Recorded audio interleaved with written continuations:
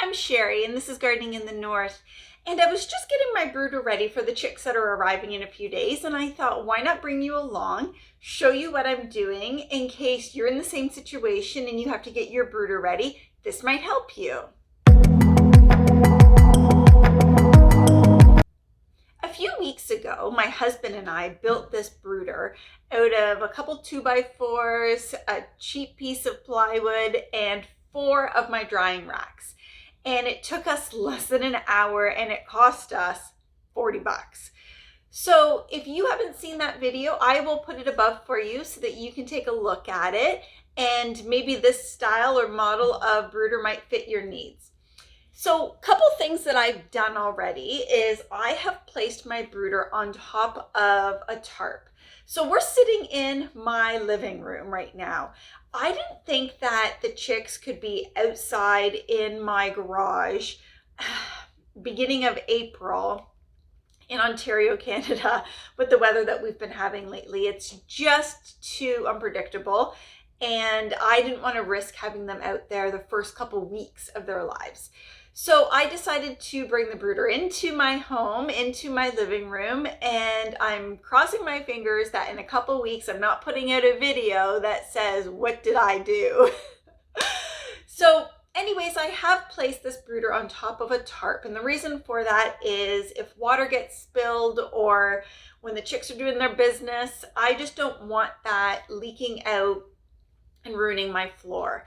So the other thing that I've done, and I don't know if you can see it here, is on the inside, I've put a bit of plastic. Now, hold on. I know some of you are going to be like, no, don't have your chicks on plastic. So I only put it in front of the drying racks. That's it. It's not actually going to be on the bottom of the brooder at all.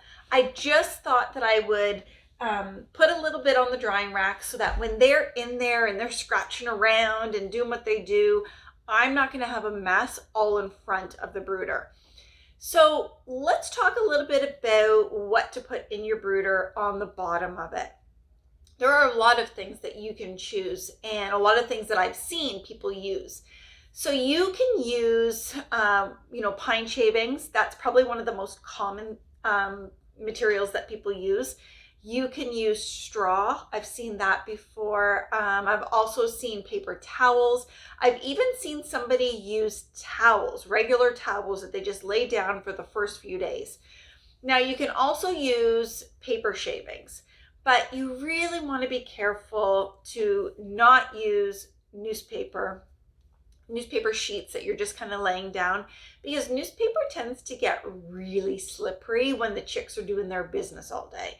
And the last thing you want is for your chicks to have any kind of damage done to their legs. So I've decided to put wood shavings on the bottom of our brooder. And I know that there are some mixed opinions out there in regards to using wood shavings in the first week of the chicks' lives.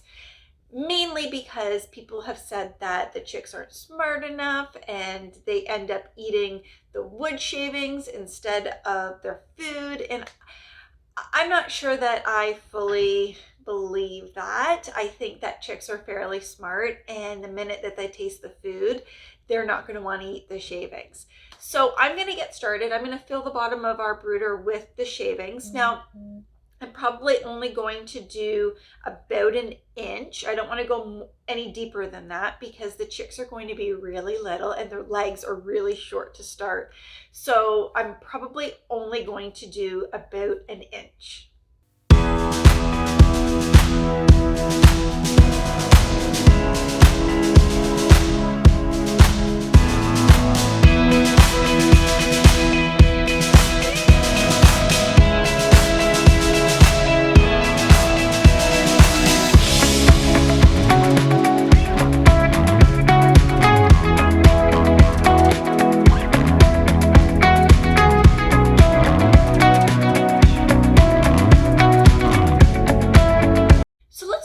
Heat source. Chicks need to have their brooder environment to be about 90-95 in their first week, and every week thereafter that temperature can decrease by 5 degrees. So the most common heat source that people probably use are the clamp lights. And basically it's called that because you squeeze it, it clamps onto whatever you're going to be putting it on, so then it can hang over top of your brooder or hang down into your brooder. Now, these can be quite dangerous, and a lot of fires have started because of these. But if used properly, they're great. So a couple ways that I've seen them used is some people have actually built almost like a mini swing set out of wood, and they've hung their light over top of their brooder so that the light couldn't fall and catch on fire with the wood shavings. Other methods that I've seen is removing the clamp removing the clamp completely and actually hanging it over top of the brooder from a chain in the ceiling. There are many ways that you can do it. Now, there are two different kinds of light bulbs that you can get. Well, there are actually three different types of light bulbs. There is a black light that you can get that is really for reptiles, but you can use it for your chicks as well. The only thing with that light is that it doesn't give off an actual glow, so you don't see where the heat source is like you do with the red light or the white light. But with the black light, you can actually allow your chicks to sleep at night without having a light in their brooder. So the differences between the red and the white light is that the white light will actually show any kind of blood or scab or anything like that that the chick might have.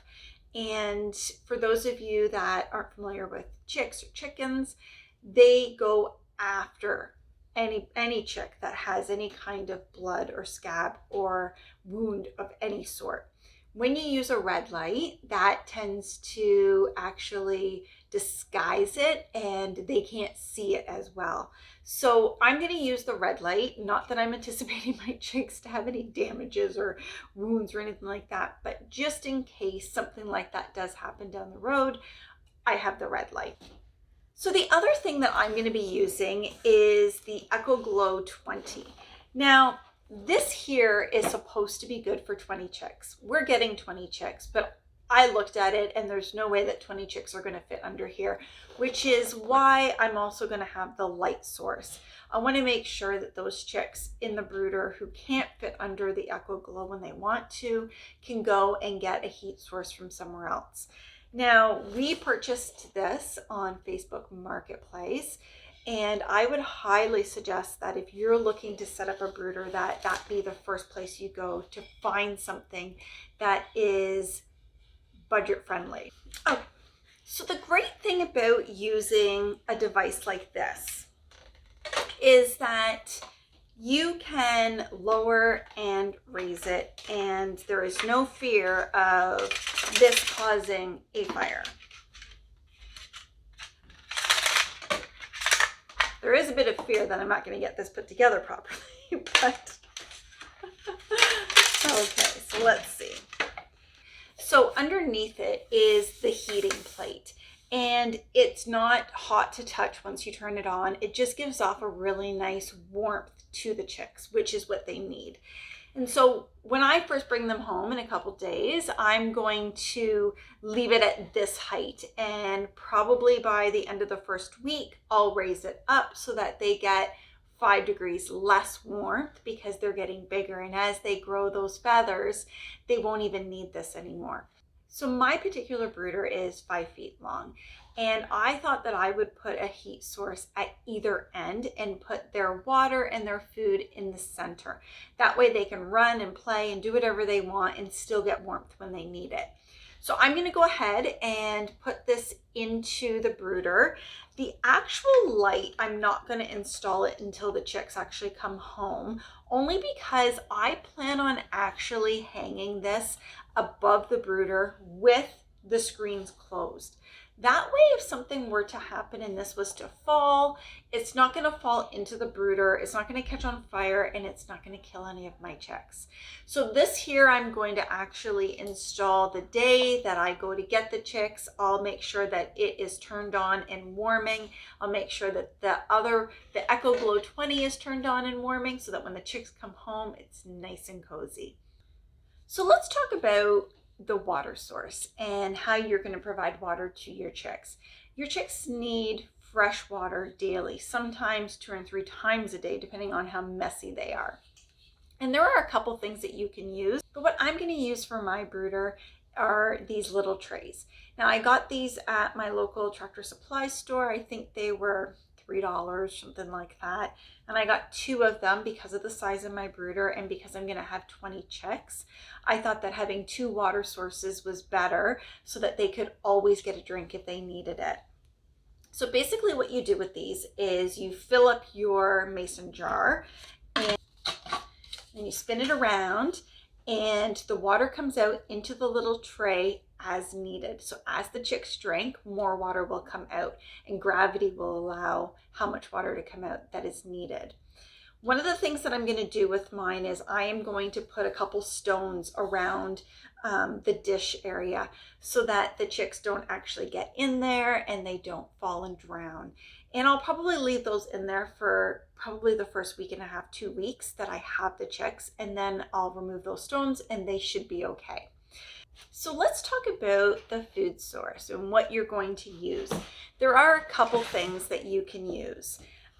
This here is something that I purchased off of Amazon, and I thought that this would be perfect for once the chicks get a little bit bigger. Because it's nice and long, I can fit a lot of food in here, and I only have to put this out, and there are many openings on both sides.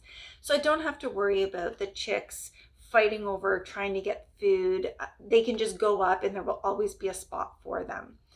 But in the first week that I have them, I'm not going to use that. I'm going to use 2 different things. One, I'm going to use an egg carton. So I'm going to rip off the top portion and the tab here and probably cut them into 4 so that they stand up nicely. I'm going to put some food in it and I'm just going to put it into the brooder.